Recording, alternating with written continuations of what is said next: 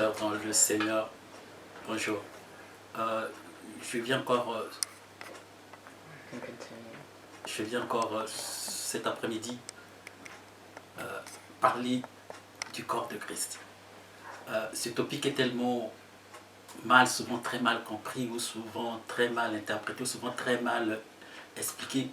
Et très souvent, ça met beaucoup de chrétiens dans des situations d'incompréhension, souvent dans des situations de culpabilité, souvent dans des situations de condamnation.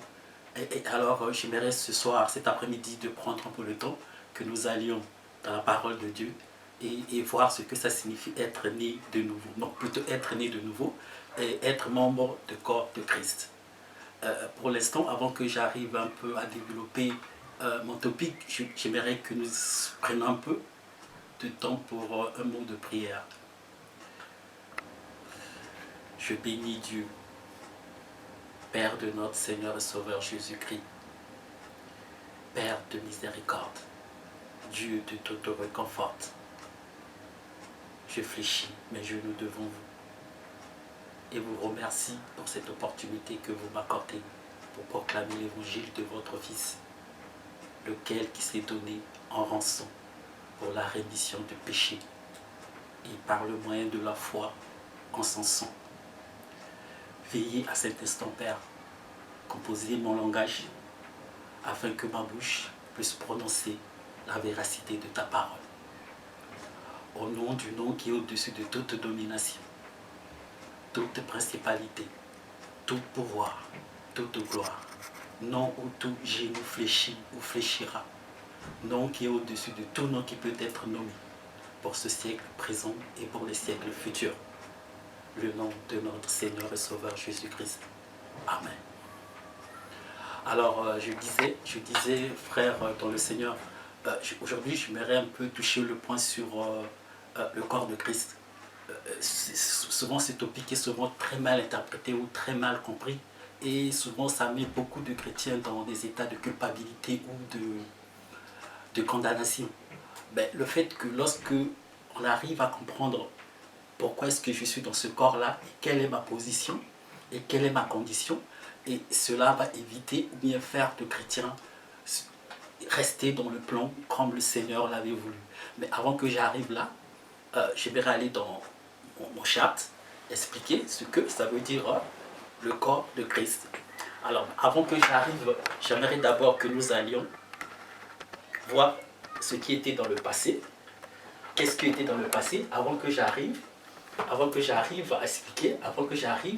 à expliquer ce qu'on entend par le corps de Christ. Alors, j'aimerais d'abord commencer par la jeunesse. Comment est-ce qu'on est arrivé au corps de Christ? Qu'est-ce qui était avant le corps de Christ? Parce que le corps de Christ, comme j'avais dit précédemment dans l'une de mes vidéos, que le corps de Christ est une révélation. Donc, qu'est-ce qui était avant cette révélation-là? Quels étaient les groupes que Dieu administrait pendant ou avant le corps de Christ? Alors, le corps de Christ, comme j'ai dit, c'est un mystère qui était caché, que le Christ a révélé ça après sa crucifixion. Donc, le corps de Christ, c'est un produit de la crucifixion. Mais ce que j'aimerais faire montrer aujourd'hui, qu'est-ce qui était avant le corps de Christ, pour que nous puissions avoir une bonne idée de ce que c'est le corps de Christ. Alors, je vais d'abord à la jeunesse même de la parole de Dieu. Il y a Adam et Ève. Adam et Ève a eu ses deux enfants. Adam et Ève a eu ses trois enfants, Caïn, Seth et Abel. Alors, l'histoire s'est passée entre Abel et Caïn. Nous savons ce qui s'est passé entre Abel et Caïn. Alors, nous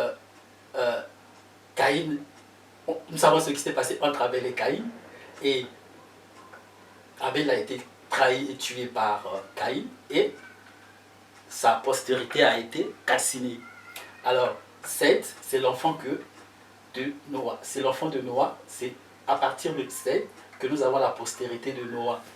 La postérité de Noah. Et à partir de Noah, Noah a eu trois enfants. Il y a eu Japheth, Sem et Ham. Alors, il est arrivé que Noah, après le déluge, quand il rentre après le déluge, il était sous, il était un peu sous dans le vin, il avait pris du vin, et pendant ce moment-là, il dormait nu.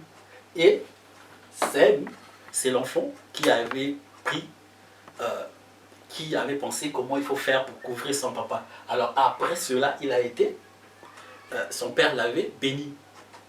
Lui et Japhet qui sont venus sans regarder la nudité de leur père, ils sont venus couvrir leur père, papa. Alors à partir de cela, Ham, qui était l'enfant qui avait vu la nudité plutôt Ham qui avait vu la nudité de Noah, a été un peu écarté. Alors donc, Sem, entre les trois enfants, Japhet, Sem et Ham, Dieu a fait son regard sur Sem. Et le regard de Dieu est porté sur Sem. Et Sem, dans la postérité de Sem, il y a eu Abraham, Isaac, et puis il y a eu les 12, Jacob. Jacob a eu les 12 enfants. Et chaque enfant de Jacob représentait l'ethnie d'Israël. Donc il y en a 12 ethnies d'Israël. Donc chaque enfant de Jacob représente une tribu d'Israël. Donc il y en a 12. Des 12 tribus d'Israël, chaque enfant de Jacob est une postérité d'une tribu d'Israël. Comme il y en a 12.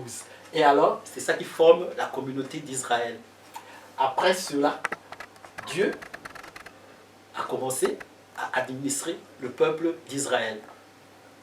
C'est le peuple que lui il avait choisi. Alors, cette lignée-là de Sem, Abraham, Isaac, Jacob a donné la nation d'Israël. Alors, cette nation d'Israël, Dieu a commencé à manager cette nation d'Israël, a commencé à administrer la nation d'Israël. Et il leur a donné la parole de Dieu. La parole de Dieu, cette parole-là que nous lisons aujourd'hui, c'était d'abord destiné à eux. Dans cette communauté d'Israël, c'est là où que le Messie devait sortir. Donc le Messie est issu de cette communauté d'Israël. Donc le Messie devait sortir de cette communauté d'Israël. Et Dieu a fait des alliances avec des promesses à ce peuple-là. Et il leur a donné la bénédiction. Dans Deutéronome 28, si vous lisez dans Deutéronome 28, vous lirez toutes les bénédictions que Dieu leur avait promises. Les bénédictions matérielles, bien sûr. Alors après, il y a les oracles. Il leur a donné les oracles, les prophètes et les apôtres. Je dis bien les prophètes et les apôtres. Bon, bien sûr qu'il y en a aujourd'hui des prophètes et des apôtres, mais normal, c'était destiné à ce peuple-là parce qu'il fallait apporter la prophétie de Dieu à ce peuple-là. Les apôtres, ils étaient envoyés dans la dispersion d'Israël à cette époque-là, parce qu'Israël, après la chute de Salomon, il était dispersé à travers le monde. Donc les apôtres étaient là pour apporter ce message-là sur ce peuple-là qui était dispersé à travers le monde. C'est ce qui s'est passé juste pendant la Pentecôte. Donc, il y a eu, la parole de Dieu leur a été adressée. Le Messie devait sortir dans ce peuple-là, le sauveur du monde. Les alliances, les promesses leur a été destinées. Les oracles de Dieu leur a été destinés. Et ça, Dieu a commencé à administrer le peuple d'Israël, seulement le peuple d'Israël. Et il a fait une alliance avec eux, l'alliance de la circoncision.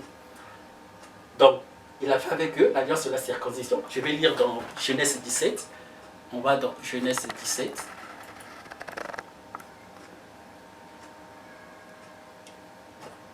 Bon, moi, j'utilise toujours mon ordinateur.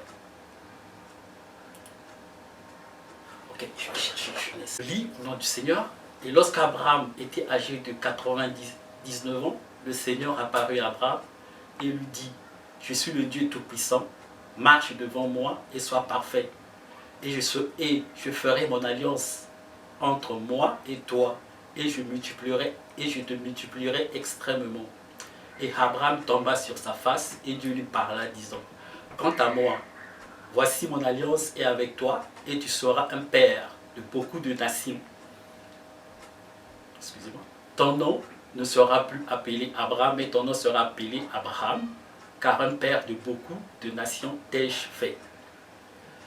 Et je te rendrai extrêmement fécond, et je ferai de toi des nations, et des rois sortiront de toi. Voyez-vous? Donc, qu'est-ce que Dieu lui dit? Dieu lui promet: je rendrai extrêmement fécond, et je ferai de toi des nations, et des rois sortiront de toi. Donc, tous ces rois qui ont été nommés par Dieu, les rois de la Bible. Je t'établirai mon alliance, et j'établirai mon alliance entre moi et toi, et ta sémence après toi en leur génération, pour être une alliance éternelle, pour être en Dieu et à ta sémence après toi. Et je donnerai à toi et à ta sémence après toi la terre dans laquelle tu es un étranger. tu es un étranger. Toute la terre de Canaan pour une possession éternelle. Et je serai leur Dieu. Et Dieu dit à Abraham, tu dois garder mon alliance par conséquent, toi et ta sémence, après toi, en leur génération. Alors Dieu lui promet cette alliance, il dit, ceci est mon alliance, laquelle vous devez garder entre moi et vous, et ta sémence après toi. Tout enfant mâle parmi vous sera circoncis. Et c'est là l'alliance que Dieu a fait avec ce peuple-là, avec Israël, l'alliance de la circoncision. C'est là que ça a commencé, quand la séparation a commencé à partir de là, parce que là, Dieu, il est en train de séparer Israël avec les autres nations du monde. Alors, tout enfant mâle parmi vous sera circoncis, et vous devez circoncire la chair de votre prépuce, et ceci doit être un indice de l'alliance entre moi et vous. Et donc cette alliance que Dieu fait avec Israël, c'était seulement pour le peuple d'Israël. Donc Dieu leur a donné la parole de Dieu. Le Messie, le Sauveur du monde, devait sortir dans ce peuple-là d'Israël. Et il leur a donné les bénédictions matérielles, les oracles de Dieu, les prophètes et les apôtres. Et alors, Dieu dit, il a fait l'alliance avec Israël, l'alliance de la circoncision. Et il leur a donné la loi aussi. Ceci est mon alliance, laquelle vous devez garder entre moi et vous, et ta sémence après toi. Tout mâle parmi vous sera circoncis. Et vous devez circoncire la chair de votre prépuce. Et ceci doit être un indice de l'alliance entre moi et vous. Et celui qui est âgé de 8 jours doit être circoncis parmi vous.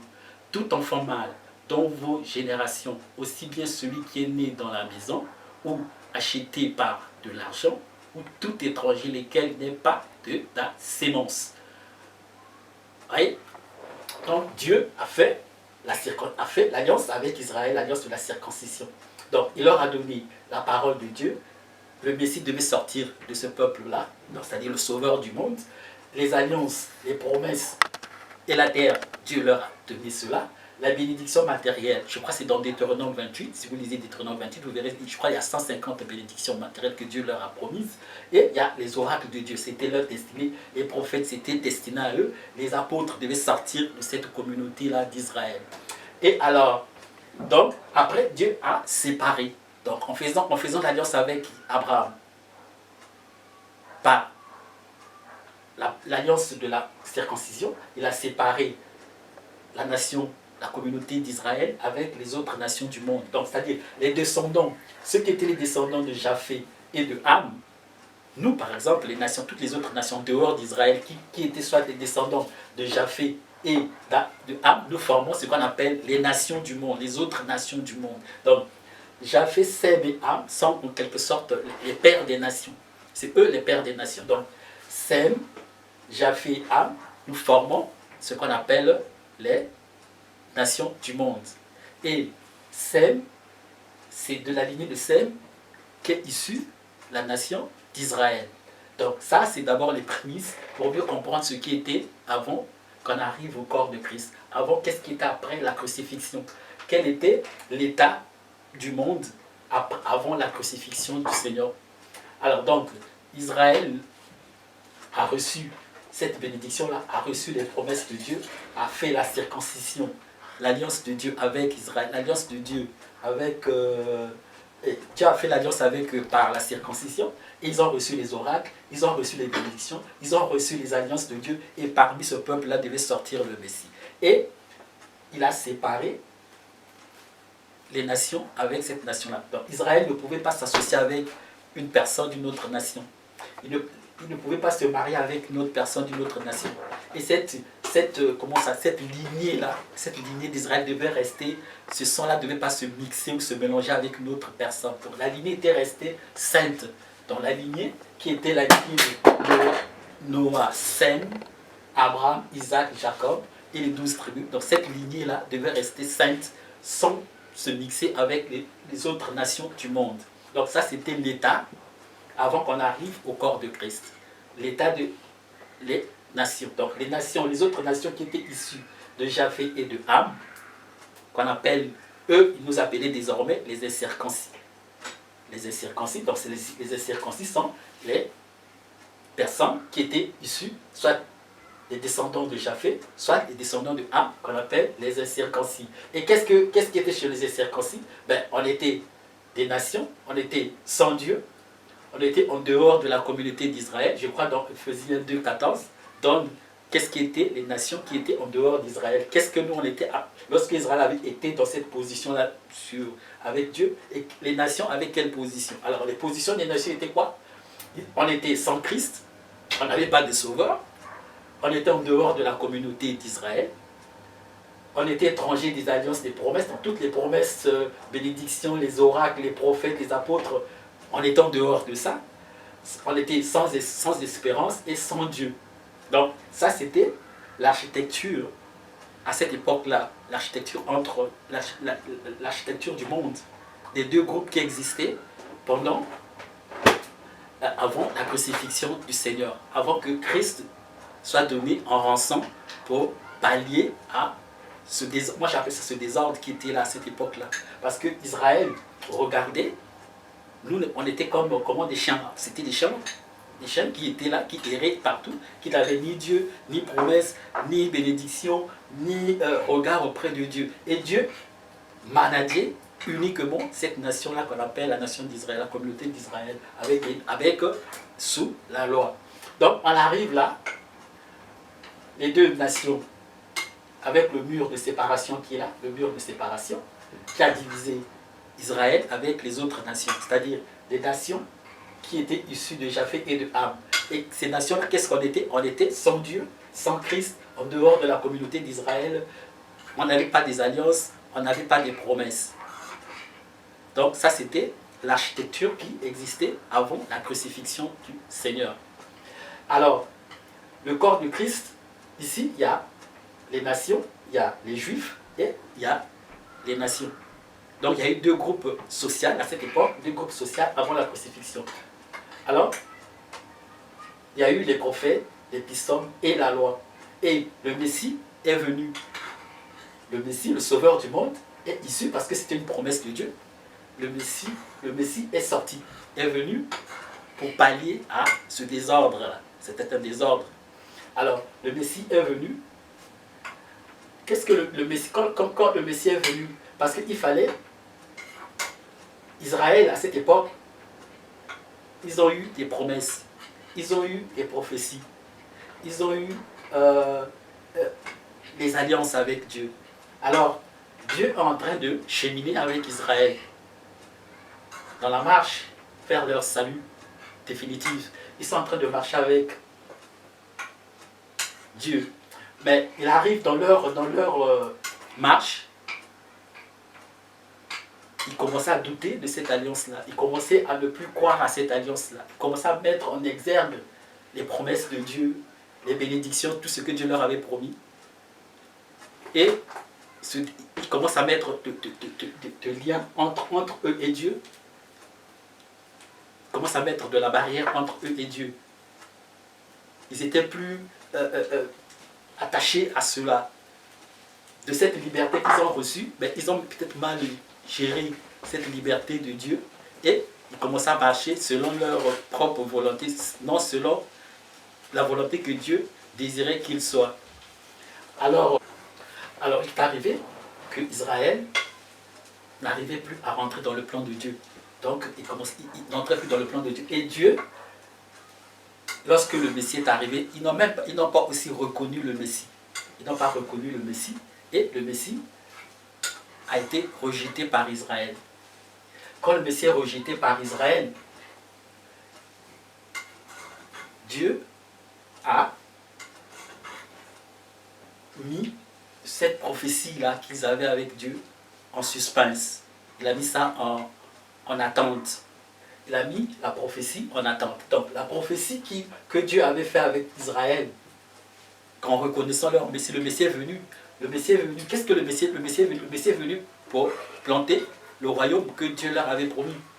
Le Messie est venu pour planter le royaume, pour qu'il soit le roi, et que Israël sorte de l'empire romain.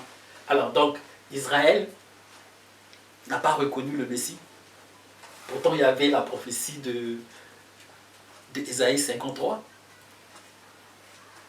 il y avait la prophétie d'Isaïe 53, mais Israël n'a pas reconnu tout ça. Et le Messie a été tué. Et qu'est-ce qui s'est passé? La prophétie a été mise en attente. Parce qu'Israël savait qu'après, quand le Messie sera venu, après le Messie, ils entraient dans la tribulation. Ça, c'était dans le plan de Dieu. Mais quand le Messie est venu, le Messie a été rejeté. Et Dieu, il a mis le plan en suspense. Il a mis cette avancée, cette prophétie qui était là, qui devait, que Israël était avec Dieu. La prophétie a été mise en suspense. Et Dieu a crié. Et le Seigneur, à travers, lorsque le Seigneur a été, le Messie est venu, le Messie a été trahi, tué, sacrifié, crucifié. Et à travers la crucifixion du Messie, que cette mort-là que Israël trouvait peut-être qu'ils ont fait quelque chose de bien, mais cette mort-là est devenue une bénédiction pour les nations. Mais Israël, en tuant le Messie, c'était peut-être pour le démystifier, le rendre peut-être inutile. Mais cette révélation-là, cette crucifixion, cette mort est devenue une bénédiction pour les nations. Ça, vous pouvez lire ça dans Romains 11. Voyez-vous, Romains 11. Romains 11 parle à Israël. Je vais lire très vite Romains 11. Je dis donc, Dieu a-t-il rejeté son peuple? Dieu nous en garde, car je suis aussi un Israël. Ça, c'est Paul qui est en train de dire au peuple, à la communauté d'Israël, de la sémence d'Abraham, de la tribu de Benjamin. Dieu n'a pas rejeté son peuple, c'est-à-dire Israël, lesquels il connaissait d'avance. N'avez-vous pas ce que l'Écriture dit d'Élie, comment il fait intercession auprès de Dieu contre Israël, disant, Seigneur, ils ont tué tes prophètes et démoli tes autels, et je suis resté seul, et ils en veulent à ma vie. Mais que lui dit la réponse de Dieu? Je me suis réservé 7000 hommes qui n'ont pas ployé le genou à l'image de Baal. Oui, certainement, alors en ce moment présent, il y a aussi un reste selon l'élection de la grâce. Et si c'est par la grâce, alors ce n'est plus par les œuvres. Autrement, ça je reviendrai sur ça. Alors, quoi alors? Israël n'a pas obtenu ce qu'il recherche, mais l'élection l'a obtenu et le reste a été aveuglé. Ça c'est très important parce qu'il dit, quoi alors? Israël n'a pas obtenu ce qu'il recherche, mais l'élection, parce qu'ils étaient élus. Ça c'est même la première communauté d'église. C'est Israël, ils étaient mis à part, Dieu leur a mis à part.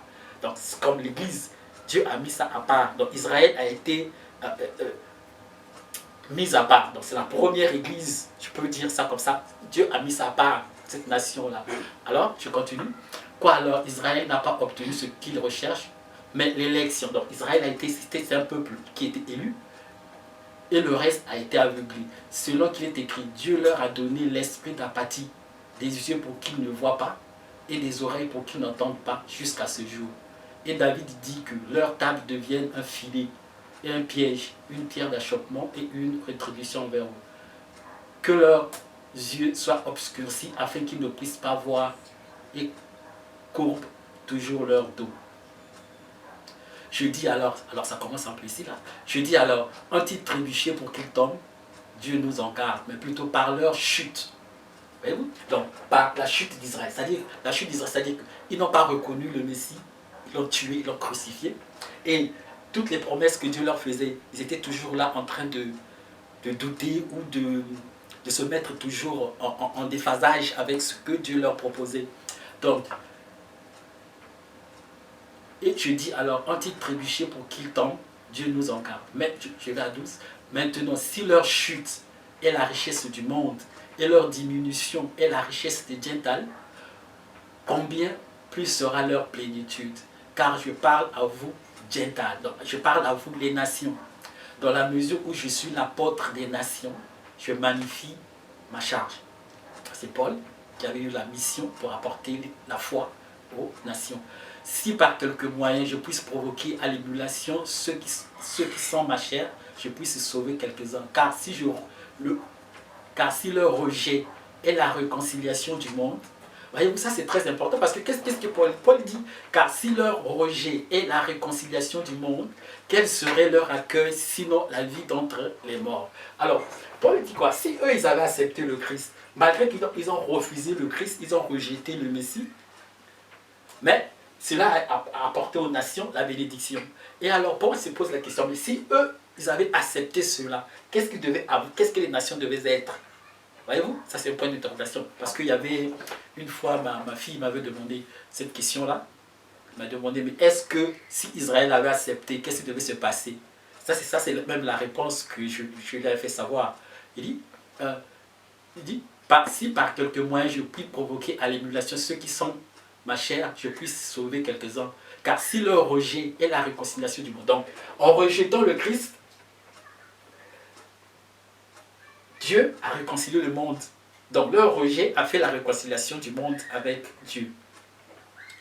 Alors, car si les prémices sont saintes, la masse aussi est sainte. Et si la racine est sainte, ainsi sont les branches. Et si quelques-unes des branches sont retranchées, et toi, étant une olive sauvage, fut greffée parmi elles, et avec elle tu participes à la racine et à la graisse de l'olivier.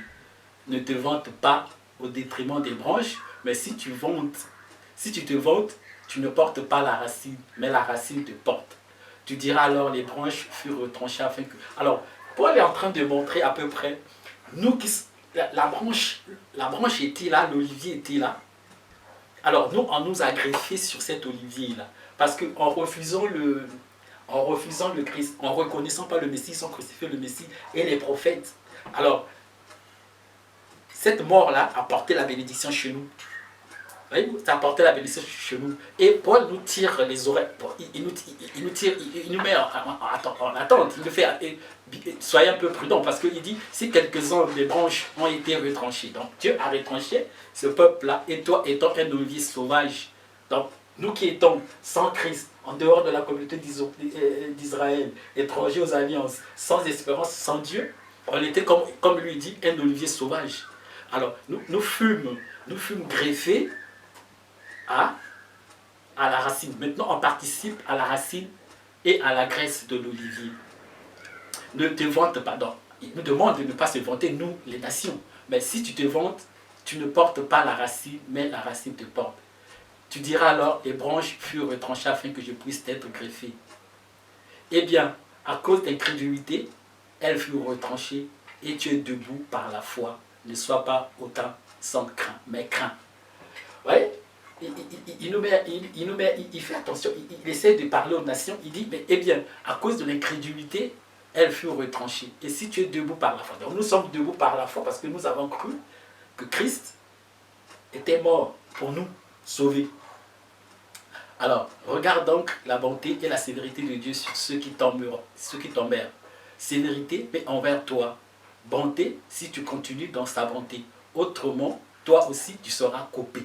Donc, Paul essaie de dire aux nations, le message là, il porte aux nations de dire, faites attention parce que malgré que Dieu nous a greffé à cet arbre-là qui était Israël, à cet arbre-là qui était Israël, nous qui étions les oliviers sauvages, on nous a greffé, nous devons faire attention. Regarde un peu ce qui est arrivé d'abord à Israël, donc vous, faites attention. Il dit, regarde donc la bonté et la sévérité de Dieu sur ceux qui tombèrent. Sévérité, mais envers toi. Bonté, si tu continues dans sa bonté. Donc si vous continuez dans la bonté de Dieu, autrement toi aussi tu seras coupé. Et eux aussi, s'ils ne se demeurent pas encore dans l'incrédulité, seront greffés. Voyez-vous? Donc il demande, si Israël reste toujours dans sa crédulité, ils seront toujours dans leur place. Donc ils doivent aussi demeurer. S'ils demeurent dans cette incrédulité-là, ben, ils ne seront jamais greffés à cet arbre-là. Puisqu'ils étaient coupés de cet arbre-là, et nous, on nous a greffé les oliviers sauvages sur cet arbre-là. Car si tu as été coupé de l'olivier, qui est sauvage de nature, et que tu es greffé contre nature sur un bon olivier, combien beaucoup plus seront celles-ci, lesquelles sont les branches naturelles d'être greffées sur les propres oliviers. Car je ne voudrais pas, frère, que vous soyez ignorants de ce mystère. Parce que c'est le mystère que le Seigneur Jésus-Christ a révélé à Paul. Parmi les 8 ministères, je crois que ma femme avait fait une vidéo sur les mystères. Elle avait un peu étalé les différents mystères que le Seigneur avait donnés à Paul. Il y a 11 mystères dans la Bible. Et 8 a été révélé à l'apôtre Paul, 2 à Jean. Et 1, lui-même le Seigneur nous avait révélé que Il avait dit, si tu m'as vu, si tu as vu le Père. Donc ça, c'est la révélation que le Seigneur Jésus-Christ nous avait révélée. Donc ça, c'est le mystère qu'il nous avait révélé. Donc dans ce mystère-là, Paul, ça c'est aussi un des mystères, des 8 mystères que Paul avait reçus. Ça, c'est parmi les 8. Car je ne voudrais pas, frère, que vous soyez ignorants de ce mystère, de peur que vous pensiez, sages en vos propres imaginations, qu'un aveuglement partiel est arrivé à Israël. Donc Israël a été aveuglé. L'aveuglement est arrivé à Israël jusqu'à la plénitude des Gentiles soit entrés. Donc jusqu'à ce que les nations, que ceux qui étaient sans Christ, en dehors de la communauté d'Israël, étrangers aux alliances, sans espérance en Dieu, nous, les nations, Dieu nous a donné une part dans son administration. Donc, il dit, car je ne voudrais pas, frère, que vous soyez ignorants de ce mystère. Dans ce mystère-là, que Israël est arrivé à l'aveuglement, afin que l'aveuglement partiel est arrivé à Israël, jusqu'à ce que la plénitude des Gentiles soit entrée. Donc, la plénitude, donc, jusqu'à ce que les nations complètent le corps de Christ, que je reviendrai bientôt. Et ainsi, tout Israël sera sauvé, comme il est écrit. Il sortira de Sion, le libérateur, et détournera l'impiété de Jacob. Leur péché. En ce qui concerne l'évangile, ils sont ennemis à cause de vous. Donc, à cause de l'évangile, ils sont ennemis à cause de nous. Mais quant à l'élection, ils sont bien aimés à cause des pères. Donc, les promesses de Dieu, tout ce que Dieu avait promis à Israël, ça va rester. Cette alliance-là que Dieu a fait avec eux, les promesses, toutes les bénédictions que Dieu leur a données, ça va rester cette bénédiction-là. Donc, cette promesse que Dieu leur a faite. Mais nous, et les nations, car dans les appels de Dieu sont sans repentance. En ce qui concerne l'évangile, ils sont ennemis à cause de vous. Voyez-vous? Donc à cause de l'évangile, ils sont ennemis à cause de nous. Mais quant à l'élection, ils sont bien aimés à cause des pères. Donc les pères, c'est-à-dire que ceux qui ont prophétisé, ceux qui ont reçu les oracles de Dieu qui parlaient d'Israël, ceux-là, ils ont dit des choses que Dieu leur avait fait savoir, faire savoir au peuple d'Israël ce qu'ils sont. Et ça se produirait. Ça se produirait parce que c'était les promesses de Dieu. Ça ne va pas changer. Donc, à cause de l'élection, Israël va garder toujours sa position de nation bénie, de nation top, de nation que Dieu a sélectionnée parmi toutes les nations du monde. Car comme vous autrefois n'avez pas cru Dieu, cependant vous avez maintenant obtenu miséricorde par leur incrédulité. Ça c'est très important parce qu'il dit, car comme vous autrefois n'avez pas cru Dieu, donc les nations, qu'on n'était pas cru Dieu ou quoi, maintenant, donc ça c'est le point de démarcation. Il y a eu un point de démarcation. Cependant, vous avez maintenant obtenu miséricorde par l'incrédulité d'Israël. Donc Israël, en se crédulisant, il a donné la bénédiction aux nations. Et c'est là que le Seigneur est venu dans son ministère. Je retourne encore là. Et dans l'administration de Dieu avec Israël, le Messie est venu, il a fait 3 ans dans son ministère terrestre. 3 ans dans son ministère terrestre. Et le Christ, dans son ministère terrestre, comme c'était un ministère qui était alloué seulement au peuple d'Israël. Parce que Romains 15, 8 dit, Jésus-Christ était le ministre des circoncis pour parfaire la promesse faite au Père. Donc, Christ est venu pour administrer Israël. Il est venu pour administrer Israël. Il a porté l'évangile du royaume qui devait être planté après son ministère, faire savoir à Israël que le Messie est arrivé, et vous devez croire au Messie, et le royaume sera établi, et c'est lui qui devait être le roi de ce ministère-là. Et Israël devait être le top des nations, et toutes les nations devaient être élevées à partir d'Israël, et toutes les nations, la loi devait être administrée dans toutes les nations du monde. Et ça, c'est ce que les apôtres pensaient. Même Pierre c'est comme ça qu'il pensait que la loi devait être popularisée dans toutes les nations du monde. Alors, donc, le Christ est venu dans son administration, il a commencé à administrer Israël. Israël seulement. On peut le remarquer, on peut le constater dans Matthieu 15 et 10, Il dit, il a défendu les apôtres d'aller dans les autres nations. Il dit, n'allez pas dans ces nations-là. Allez seulement sur le peuple, les brebis perdus d'Israël. Et on peut voir encore dans Cana, lorsque la femme cananéenne lui a demandé le support, il lui a répondu que vous êtes les chaînes, on ne peut pas vous donner les peines des petits-enfants. Donc, il y avait cette division que Dieu avait faite. Donc, la parole de Dieu était destinée encore que à Israël. Donc, le mur de séparation, quand le Seigneur, dans son ministère terrestre de 3 ans, il y avait le mur de séparation, existait toujours avant sa crucifixion. Donc, le message de Matthieu, Marc, Luc, John était destiné d'abord à ce peuple-là. D'abord à ce peuple-là. Donc, Christ est venu pour implanter le royaume. Alors, donc les nations étaient des chiens. Donc, nous qui étions dans les nations, nous étions des chiens, sans Dieu, sans Christ, sans alliance, sans espérance avec Dieu. Alors, Christ a commencé à enseigner son message au peuple d'Israël jusqu'à sa crucifixion.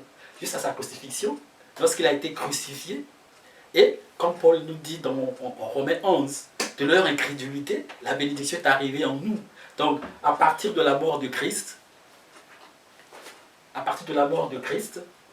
le sang de Christ a banni, a détruit le mur de séparation que Dieu avait établi, le Père, en faisant l'alliance avec Abraham. Il a dit, il a donné les alliances, tout ça, et les autres nations. Mais Christ, dans sa mort, à travers son sang, il a banni, a détruit le mur de séparation d'Éphésiens 4. C'est dans Éphésiens 2, 14. Il a banni ce mur de séparation-là. Il a détruit le mur de séparation à travers son sang. Et il en a fait, parce qu'il y avait 2 groupes de classes sociales. Il y avait les juifs, les circoncis et les incirconcis. Donc, les incirconcis qui étaient les nations et la circoncis qui était Israël. Alors, Christ, à partir de son sang, il a détruit le mur de séparation et il a créé une nouvelle classe sociale qu'on appelle l'Église. Maintenant, j'arrive au corps de Christ. Alors donc, Christ, il a banni les Juifs. Donc, il y avait les Juifs et les païens, les Gentiles. Donc, il y avait les deux, Juifs, Gentiles. Donc, Juifs et païens, on était les deux. Mais Christ est venu, il a détruit ce mur de séparation et il a créé un seul corps qu'on appelle l'Église. Cet homme-là nouveau, qui est ni juif ni gentile, qui est ni gentile ni juif. Et il a créé une personne qui est dotée de son esprit. Je viendrai avec ça. Alors donc, il a créé ce nouveau corps-là, qu'on appelle le corps de Christ. Donc ce corps de Christ, c'est un nouveau. Ce sont les nouveaux membres qui forment ce corps-là. Ce sont les nouveaux membres qui n'ont ni la nature des circoncis, qui n'ont ni la nature ces circoncis. Donc c'est des gens qui sont composés avec le nouveau vin qu'il a dit dans Matthieu, je crois Matthieu 9, Marc 9, il dit le vin nouveau est tiré, on ne met plus ça dans les vieilles outres. Hein? Donc il a tiré le nouveau vin. Donc ce mur est séparé et il a créé ce qu'on appelle aujourd'hui l'Église, le corps de Christ. Et la prophétie, les prophéties qui disaient après le Messie va venir, le Messie va implanter le royaume, après il y aura l'enlèvement, il y aura le royaume de Dieu qui sera établi, après Christ sera le roi, tout ceci, il est mis en suspense, il est mis en attente ici. Donc la croix, je peux dire la croix est l'attente de la prophétie. Et disons dit que la salle d'attente de la prophétie. Donc la prophétie s'attend là, parce que la prophétie sera résumée après l'enlèvement de l'Église. Donc la prophétie va revenir. La tribulation, le millénium, tout ça ce sont des prophéties. Mais l'Église, en quelque sorte, c'est quelque chose de nouveau, qui est issu de la crucifixion de Christ. Comme Adam, on a tiré Ève de son côté, et Christ dans sa mort, on a tiré de ses plaies le corps de Christ. Donc, c'est comme on dit, il est l'épouse de Christ. Il est l'épouse de Christ parce qu'il est tiré du côté de ces blessures que le corps de Christ est sorti. Alors, qu'est-ce qui est corps de Christ? Qui est membre du corps de Christ? Alors, qui est membre du corps de Christ? Le corps de Christ, là je vais d'abord dans Ephésiens 2, 15, 16. Allons voir ce qu'on entend par Ephésiens 2, 15. Je vais dans la Bible, Ephésiens 2, 15, 16.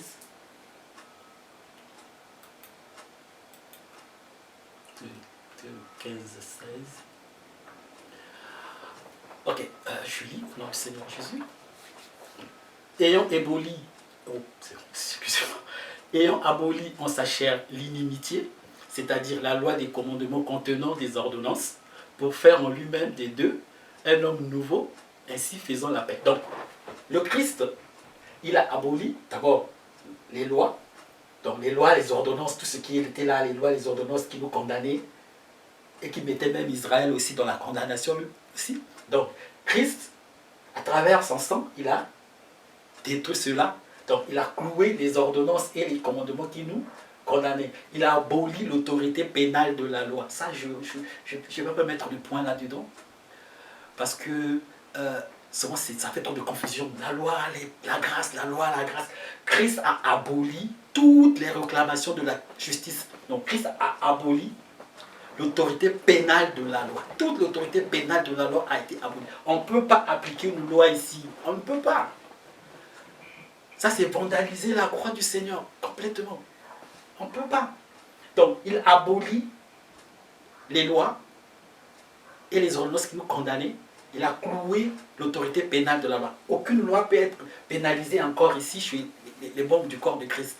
Et alors, il a payé toutes les réclamations de la justice divine. Je répète ça. Toutes les réclamations de la justice divine, Christ l'a payé.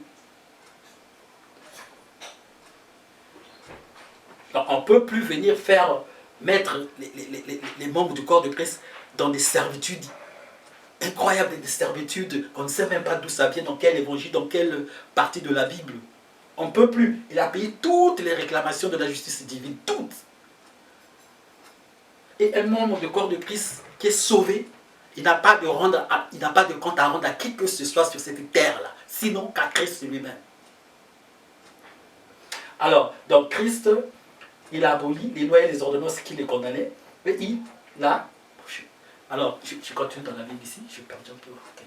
Alors, ayant aboli en sa chair l'inimitié, c'est-à-dire la loi des commandements contenant des ordonnances, pour faire en lui-même des deux un homme nouveau, ainsi faisant la paix. Donc Christ, il a pris le circoncis et l'incirconcis, il a fait à travers son sang, il a créé un homme nouveau. Un homme nouveau qu'on appelle l'Église. C'est lui-là qu'on appelle l'Église. L'Église, c'est des personnes, ce n'est pas des bâtiments ou des murs ou je ne sais pas de quoi. C'est des personnes. L'Église, c'est une personne, ce n'est pas des bâtiments. Alors, et qu'il puisse se réconcilier des deux en un seul corps par la croix, ayant tué l'inimitié de cette manière. Et il vint, il prêcha la paix à vous qui étiez éloignés, à ceux qui étaient près. Donc éloignés, ceux qui étaient près c'est Israël, ceux qui étaient éloignés c'est nous, car par son intermédiaire, nous avons les uns les autres, par un seul esprit, accès au Père. Voilà. Donc, Christ, il est venu, il abolit à travers son sang, il abolit le mur de séparation. Alors, il a créé, non un circoncis, non un incirconcis, mais il a créé l'Église, un homme nouveau, et qui a des identités nouvelles. Il n'est plus circoncis, il n'est plus incirconcis. Il n'est plus une personne qui vit sous des lois, c'est une personne qui vit sous la loi de vie de Christ. Ça, je reviendrai encore. Alors, donc, l'Église, donc c'est ça, Ephésiens 15, 16, ça, il y a le membre du corps de Christ, celui qui est membre du corps de Christ, c'est cet homme-là qui est sauvé à partir de la crucifixion, à partir de la résurrection de Christ, jusqu'à la rédemption. Donc jusqu'à la rédemption, jusqu'à ce que le Christ d'Église sera enlevé. Donc toutes les personnes qui sont sauvées entre ces deux blocs, ces deux événements, entre la résurrection de Christ et l'enlèvement, toutes les personnes qui seront sauvées à l'intérieur forment le corps de Christ, forment l'Église. Donc, ils sont sauvés. Comment ont-ils été sauvés? Mais parce qu'ils ont été régénérés. Christ leur a régénéré. Ils sont nés de nouveau. Il leur a donné une nouvelle nature. Ce n'est plus la nature des circoncis, ce n'est plus la nature d'un incirconcis, c'est la nature, une nature nouvelle que Christ leur a donnée. Donc ils doivent être nés de nouveau et avoir les informations de Christ. C'est ça la différence entre le circoncis, l'incirconcis et l'Église. Donc, il y a eu, si vous voyez dans la Bible, dans 2 Corinthiens 10, 32, on parle n'attristez pas les Juifs, les païens et l'Église. Donc, il y a les 3 catégories de classes sociales qui existent. Alors, donc, Christ a créé ce corps-là.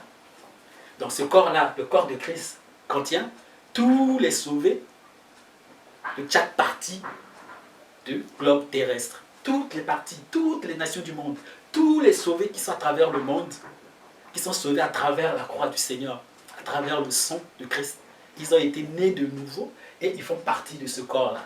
Ils font partie du corps de Christ.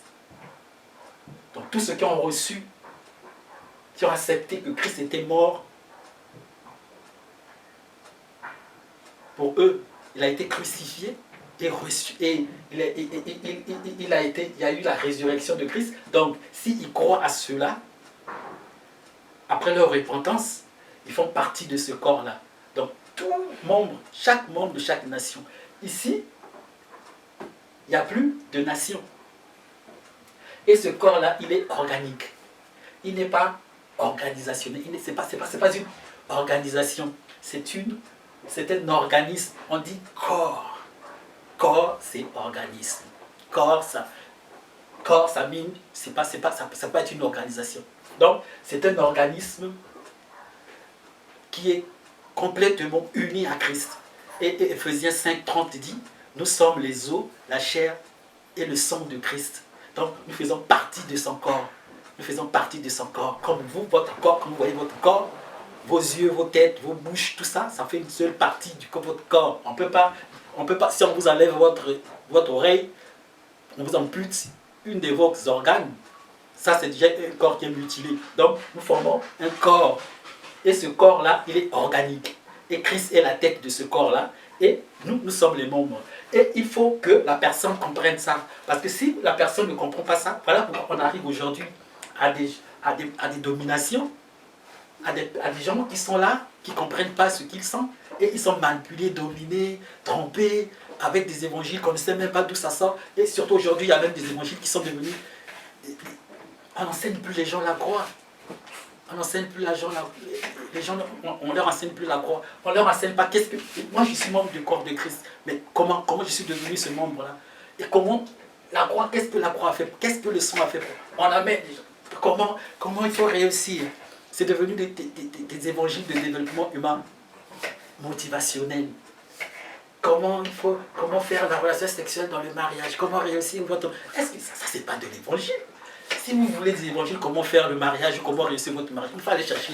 Il y a des coachs matrimoniaux, allez les voir. Mais l'évangile de Christ, on enseigne les gens comment il faut sauver leurs âmes. C'est ça le message. Christ n'est pas venu mort pour que votre mariage, je ne sais pas quoi. Non, il est venu pour sauver les âmes. Si vous voulez les conseils, allez voir les coachs matrimoniaux. Et voilà, les gens sont perdus. Parce que si vous enseignez autre chose ici, et les gens passent dans le contrôle. Voilà pourquoi beaucoup de gens sont sous contrôle. On leur contrôle complètement, ils sont sous contrôle. Pourquoi? Parce qu'on ne leur enseigne pas leur évangile. On ne leur présente pas la croix du Christ. On ne leur présente pas la croix du Christ. Et ils ne savent même pas quel est le bénéfice de cette croix-là. Qu'est-ce que ce sang-là fait pour moi? Alors je reviens, le corps de Christ est là. Le corps de Christ est là. Donc le corps de Christ comprend une assemblée d'hommes et de femmes sauvés. Sauvés entre la crucifixion de Christ et l'enlèvement. Et le jour de la rédemption. Donc des personnes qui sont sauvées pendant cette période-là, c'est eux qui forment le corps de Christ. Qui forment le corps de Christ. Et ils ont reçu d'autres informations. Ils sont régis par la loi de vie de Christ. Ils ne sont pas régis par des lois. Ils sont régis par la loi de vie de Christ. Et ils ont été régénérés. Leur esprit a été régénéré. Ils ont été nés de nouveau. Et ils forment ce corps-là. Donc, si vous n'êtes pas né de nouveau, vous ne pouvez pas faire partie de ce corps-là. Vous ne pouvez pas faire partie de ce corps-là. Et lorsqu'on est né de nouveau, on est né de nouveau lorsqu'on a reçu les informations de votre salut. Et les informations de mon salut, ça ne vient pas ici. Même le ministère terrestre du Christ, Christ n'a pas enseigné comment il faudrait être sauvé. Un membre du corps de Christ. Christ à Matthieu 16, il dit, mais faites-vous baptiser et vous serez sauvés. Parce qu'on lui a demandé comment. Il a dit, faites-vous baptiser, vous serez sauvés. Mais est-ce que Christ va dire ça à un homme qui est dans le corps de Christ? Faites-vous baptiser. Non, aujourd'hui, nous ne croyons plus que le baptême d'eau, ce n'est pas la condition du salut aujourd'hui. Nous sommes sauvés par le sang de Christ. Et il accomplit tout. Il accomplit tout. Il accomplit tout. Il accomplit tout. Il accomplit tout. Il accomplit tout. Et il accomplit tout. Quand il dit j'ai tout accompli, il n'a pas dit j'ai tout accompli, excepté le baptême d'eau. J'ai tout accompli, excepté le parler en langue. J'ai tout accompli, excepté le, je sais pas quoi, quelle loi, je sais pas. Il accomplit tout. J'ai tout accompli, excepté des huiles qu'il faut mettre aux gens. J'ai tout accompli, excepté les je sais pas quoi. Non, il a tout accompli. Tout. Il n'y a plus d'exception. Et on est sauvé ici une fois que vous faites adhésion à Christ. On est sauvé là, c'est fini. Et c'est une rencontre. Et c'est une rencontre qui est vraie. C'est une adhésion vraie. On adhère. C'est une adhésion. C'est un pacte d'aventure. C'est pas du tourisme. On adhère à Christ. Et lorsqu'on fait l'adhésion, on fait une adhésion. Et on est sérieux de son adhésion. Et voilà pourquoi les gens ne comprennent pas lorsqu'on parle d'une personne qui peut perdre son salut. Il ne peut pas perdre son salut ici. Parce qu'il y a des gens qui, vous ne faites pas l'adhésion. Une personne qui a fait une adhésion, il est sauvé de nouveau. Il est né de nouveau. Il est sauvé. Il ne perd pas son salut. On ne peut pas être nettoyé 2 fois. On ne perd pas. Et c'est une personne qui prend conscience du péché. Et la régénération, c'est pour recevoir un nouveau esprit. La loi de vie de Christ. Je reviendrai sur ça très bientôt. Alors, donc, ici, Christ, donc, celui qui est né de nouveau, donc, on est dans ce corps-là lorsqu'on est sauvé. On est sauvé durant la crucifixion et l'enlèvement. Les personnes qui sont sauvées, les personnes de toutes les nations du monde qui sont sauvées à travers cette période-là, les 2 périodes, l'enlèvement et non, la résurrection et la crucifixion. Tous ceux qui sont sauvés là, eux, ils font partie de ce corps-là. Toutes les nations du monde. C'est une assemblée organique. Je dis bien organique. C'est une assemblée organique des femmes et des hommes qui ont été sauvés à travers le sang de Christ. Et ils sont nés de nouveau. Ils sont nés de nouveau. Ils ont été régénérés. Ils ont reçu le baptême de la régénération. C'est-à-dire le baptême de la mort et de la résurrection. C'est ça le baptême chrétien. C'est pas le maïs là. Ça c'est pas. Je sais même pas. C'est pas de l'eau. C'est un baptême de la régénération. On fait une adhésion à Christ et on change. Christ va. Il vous fait adopter l'esprit d'adoption, le Saint-Esprit, c'est l'esprit d'adoption. Et vous recevez cet esprit d'adoption et tout votre esprit est désormais en communication avec Christ. On n'a même pas besoin d'eau. Hein? Voilà, le problème, c'est ça le problème. Parce que le problème, c'est quoi? Parce que lorsque vous voyez pourquoi j'ai commencé ici. Mais c'est parce qu'il y a ce mélange, là, on confond tout. On vient judaïser les gens ici. Ça, ce n'est pas le judaïsme. Le christianisme, ce n'est pas le judaïsme. On ne peut pas venir judaïser les gens ici. C'est le christianisme. Et je suis passé par Romains 11 pour voir pourquoi est-ce que la chute d'Israël a mené ça. Ça, c'est nouveau. Ça, c'est nouveau. Ça, c'est nouveau. Hein? Le corps de Christ, ce n'était pas ça qui était là. Aucun prophète connaissait ça. C'est nouveau le corps de Christ. C'est issu, c'est un produit de la résurrection, c'est issu du côté de Christ. Des plaies de Christ qu'on a retiré le corps de Christ, qui est devenu son épouse, qui sera son épouse plutôt. Alors, donc on arrive, ça c'est le corps de Christ, qui est là. Donc le corps de Christ, il est là, ça dit que ça contient les sauvés, tous ceux qui sont sauvés à partir du baptême de la régénération. Donc ils étaient baptisés dans la mort et dans la résurrection du Christ. Ça c'est le baptême dans Éphésiens 4 qui dit, si vous voyez la constitution de l'Église, il y a un seul corps, un seul esprit, une seule espérance, une seule vocation, un seul Seigneur, une seule foi, la foi en Jésus-Christ et dans sa parole. La foi en Jésus-Christ et dans sa parole, un seul baptême de la mort et de la résurrection. Ce n'est pas le baptême d'eau. Mais on dit un seul baptême. Moi, j'ai fait quand même comment là, si vous répertoriez dans la Bible, vous verrez, il y a plus de 14 baptêmes. Alors, déjà dans Matthieu 3, Jean-Baptiste s'est dit, le baptême d'eau, le baptême de feu et le baptême de l'esprit. Alors, pourquoi vous choisissez seulement le baptême d'eau? Pourquoi? Et la Constitution dit ici qu'il y a seulement un seul baptême. Alors, vous faites le choix. Pourquoi vous faites seulement le choix au baptême d'eau? Pourquoi? Pourquoi les gens ne comprennent pas que nous sommes sauvés par le baptême de la mort et de la régénération? C'est ça notre baptême. Le baptême d'eau, ce n'est pas une condition du salut aujourd'hui. Non. Non. Et j'ai vu l'autre fois, il y avait même ce frère-là qui était, une fois je suivais un débat. Le débat là, je crois, ce frère-là doit être aux États-Unis, je ne sais pas, Ramon ou comment, je sais, j'ai oublié son nom. Et il expliquait quand même à cette femme-là que le baptême d'eau, c'était pas une condition. Qu'est-ce que ça c'est? Bon, en Sévélie, on a des animaux. Mais qui vous a dit qu'en Sévélie, c'est de l'eau? Le baptême, c'est plonger dans quelque chose. Lorsqu'on dit que vous êtes baptisé dans la mort, nous sommes plongés dans la mort de Christ. Christ n'était pas mort il n'était pas enseveli dans une grotte d'eau. Qui vous dit ça? Christ a eu 2 baptêmes. Il a eu le bord partisan, qui était juste le ministère qui était à Israël. Mais il ne pouvait pas.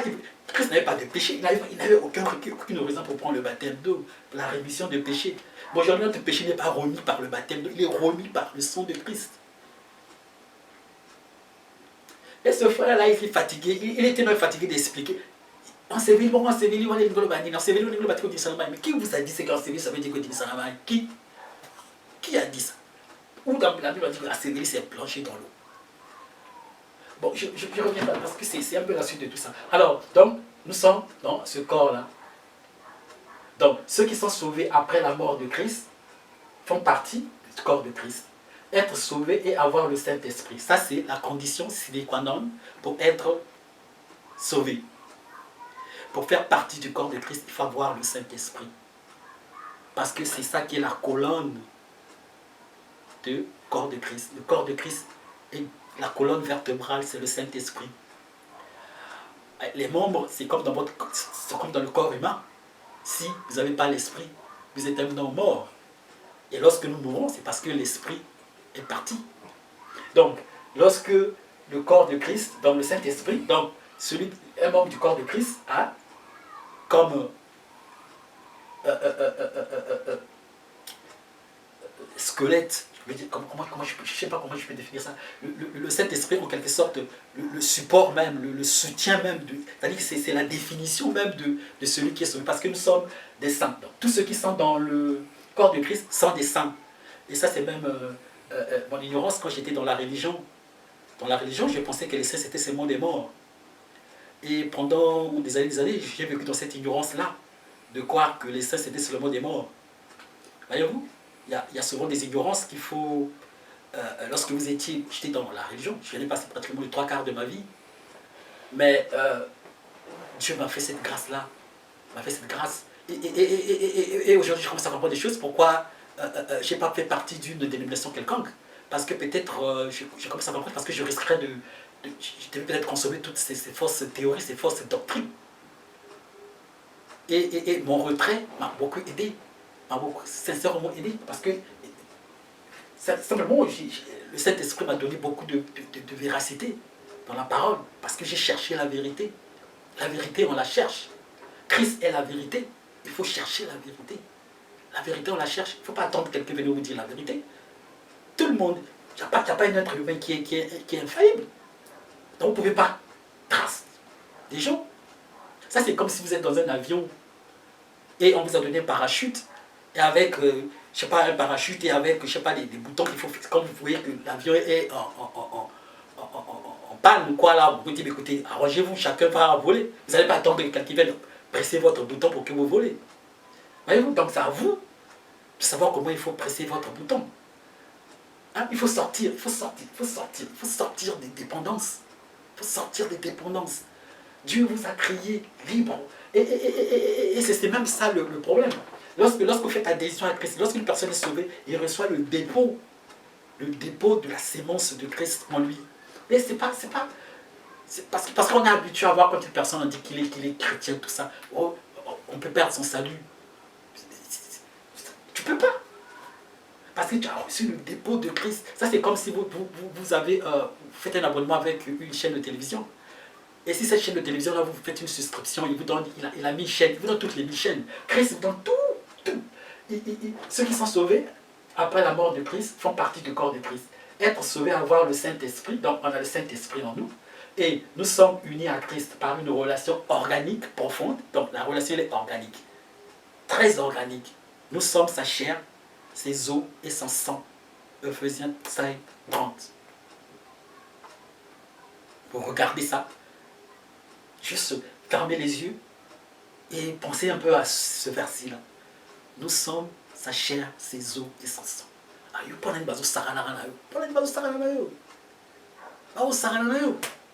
Hein? Tu as vu tout le pouvoir que Christ, le dépôt que Dieu a mis en toi? Hein?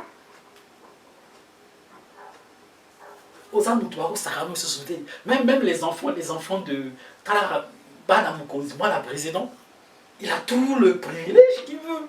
Mais toi, tu es le fils de Dieu. Tu es fils de Dieu. Avec tout le privilège que ça compte. Parce que tu étais dans ce corps-là. Et Christ a mis son dépôt. Et je dis bien, c'est une adhésion. On n'est pas chrétien parce qu'on va dans une dénomination, parce qu'on prêche. On fait une adhésion. Ce n'est pas parce qu'on a la Bible à la main qu'on est chrétien, non. On fait une adhésion. Il faut adhérer à Christ. Et c'est vrai, c'est une vraie rencontre. Lorsqu'on a rencontré Christ, c'est une vraie rencontre. Et le monde saura que Christ est passé à ta maison. Le monde saura que tu as adhéré à Christ. Le monde saura que tu l'as rencontré. Ce n'est pas de l'eau qui est en train de rouler, de l'eau qui, je sais pas, des vagues d'eau. Après ça, on ne sait même plus si ça... Non, Christ, quand il passe, il laisse la touche. On verra sa marque.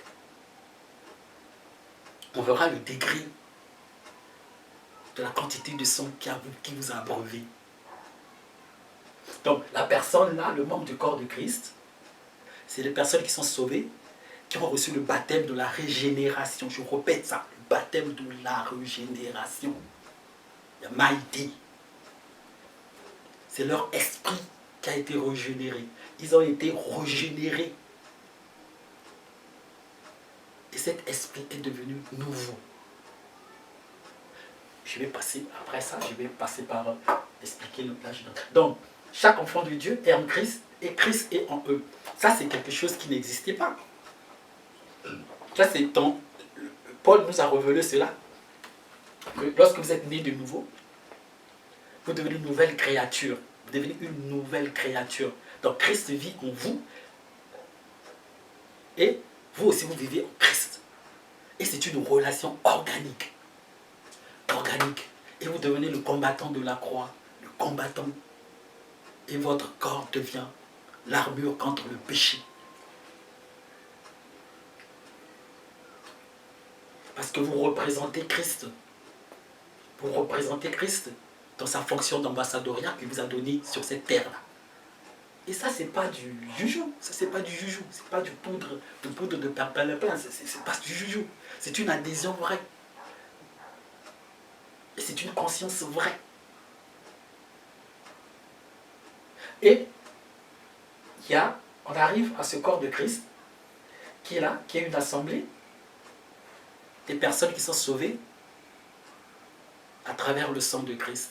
Et Christ en a fait, il a déposé la sémence de sa loi de vie en cet homme-là ou dans cette femme-là. Et il y a eu parce qu'il y a souvent on dit, le corps de Christ, après naissance, on a lu, à travers le sang de Christ, il a fait un nouveau corps qu'on appelle l'Église. Donc l'Église est le corps de Christ. Et automatiquement, l'Église est le corps de Christ. Donc automatiquement, on peut déjà tirer deux conclusions. Donc ça ne peut pas être un bâtiment. On dit l'Église est le corps de Christ. Donc ça ne peut pas être un bâtiment. Ça ne peut pas avoir des normes. Bon, on y fait avec. Mais ça ne peut pas avoir un nom. Ça ne peut pas être un bâtiment. Ça, c'est entre en conflit avec la parole de Dieu. Et bon, maintenant c'est devenu normal. On peut rentrer en conflit comme on veut. Il n'y a pas de problème. Nous sommes sous la grâce. Dieu merci. Alors, donc, l'Église, corps de Christ, il est là, il est organique. C'est une organisation. Donc, c'est pas une organisation, il est organique. Et les membres qui sont dans ce corps-là, ce sont les os, la chair et le sang de Christ. Ils sont indépendants. Ils sont unis à Christ. Ils n'ont pas une autre relation quelconque. Ils sont uniques à Christ. Et ils vivent selon la loi de vie de Christ. Même s'ils tombent, parce qu'on est tous infaillibles, même s'ils tombent,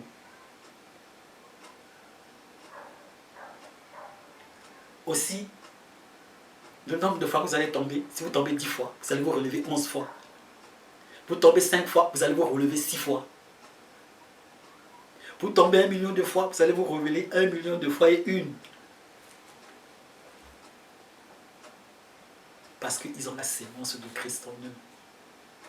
Ils ont le dépôt de Christ en eux. Alors, donc, ce sont ces membres qui sont là de Christ. Et ils sont sauvés par le baptême de la mort et de la résurrection. Tous ceux qui sont sauvés entre la résurrection de Christ et on attend le jour de la rédemption. Donc tous ces membres, toutes les personnes qui seront sauvées durant toute cette période-là, c'est eux qui forment le corps de Christ. Et qu'est-ce qu'ils ont? Qu'est-ce qu'ils ont lorsqu'on est membre du corps de Christ? Alors, donc on est d'abord corps de Christ, membre du corps de Christ. On est une nouvelle créature. 2 Corinthiens 5, 17, on est une nouvelle créature et nous avons reçu une nouvelle naissance. Nous sommes nés de nouveau. Alors c'est une vraie naissance. C'est une vraie naissance. Comme lorsque la femme donne la vie. La femme donne la vie, c'est une vraie naissance physique. On voit le bébé et la femme a donné la vie. La naissance du Saint-Esprit, c'est aussi une vraie naissance. C'est une vraie naissance, je répète ça 3 fois, une vraie naissance. Lorsqu'on est né du Saint-Esprit, c'est une vraie naissance comme lorsque la femme donne la vie. Le Seigneur l'a dit, ce qui est chair est chair, ce qui est esprit est esprit. Il a égalé. Donc c'est une vraie naissance. Donc cette personne qui est née de nouveau, c'est une naissance spirituelle. C'est un saint en Christ. Je dis bien en Christ, parce que ça c'est souvent la plus grande confusion que les gens ils font. Mais il a la chair. Ça je reviendrai un peu derrière mon tableau, je vais expliquer un peu ça, la régénération et l'adoption. Alors donc, il y a la chair. Notre chair n'a pas encore porté l'incorruptibilité et la résurrection. L'incorruptibilité et l'immortalité. Donc, il peut tomber. Il peut tomber. Mais on sait aussi que c'est une personne qui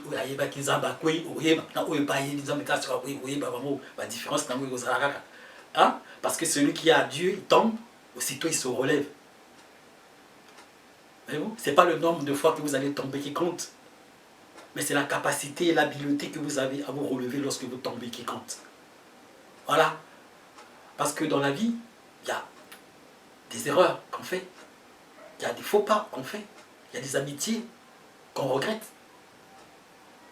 Mais ce n'est pas le nombre de fois que vous tombez. Vous pouvez tomber 1 million de fois, mais la capacité que vous avez à vous relever lorsque vous tombez qui compte, c'est ça le regard de Dieu. C'est ça l'homme qui est sauvé. C'est ça l'homme qui a la sémence de Dieu en lui. C'est ça l'homme qui est né de nouveau. Il ne tombe, s'il tombe, il se relève. Il tombe, il se relève. Parce qu'il a une partie en lui qui n'est pas encore régénérée. Il a une partie avec lui qui n'est pas encore passée par la nouvelle naissance. Son corps et son âme. Alors, donc, je reviens sur le corps de Christ. Donc, la personne qui est là,